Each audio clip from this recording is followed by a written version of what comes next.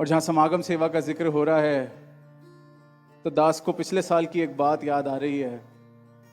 Morning सेवा समालखा में पिछले साल पहली बार शुरू हुई तो दास को भी इनकी कृपा से सेवा पर जाने का अवसर मिला।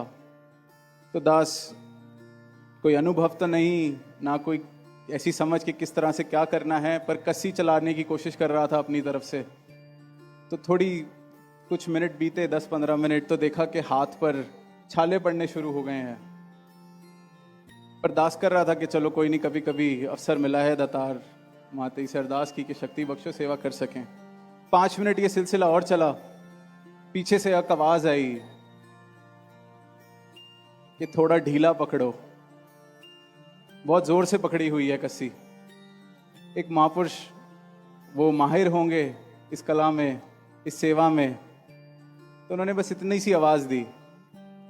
अब दास ने सुनी, दास ने कहा आई तो मेरे लिए ही है ये आवाज। कोशिश की कि चलो पकड़ के देखते हैं। पहले मन में सवाल आया कि ढीला पकड़ेंगे तो चलेगी कैसे, पर करके देखी। और फिर अगले पूरे महीने जब भी कस्सी चलाने का अवसर मिला उसको ऐसे ही पकड़ा और हाथ पे कुछ जख्म नहीं आए।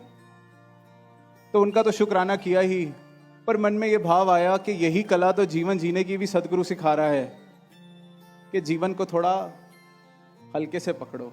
इतने जोर से पकड़ के रखोगे तो दुख, संताप आना ही आना है, जख्म पड़ने ही पड़ने हैं। आराम से, सहज भाव इस जीवन को ऐसे पकड़ो, इस कला से पकड़ो कि आराम से, जख्म भी नहीं देगा और उपयोग भी पूरा हो जाएगा इस जीवन का। इसके सारी ये जो सुख सुविधाएं हैं, किसी को इतनी जोर से या कस के ना पकड़ लेना कि वो फिर तुम्हें, जो तुम्हारे इस्तेमाल के लिए आई थी, वो तुम्हें जख्म देने लगे, दुख देने लगे, जीवन की हालत ऐसी हो जाए।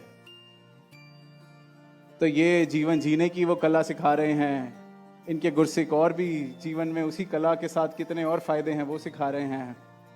तो समय की तरफ दास की नजर जा रही है। अंत में बस यही कहेगा कि अगले हफ्ते से सेवाएं भी शुरू होनी है। तो जो दास की तरह अनुभवी नहीं है कस्सी चलाने में, तो उसको हल्के से पकड़ें ताकि जख्म ना पड़े।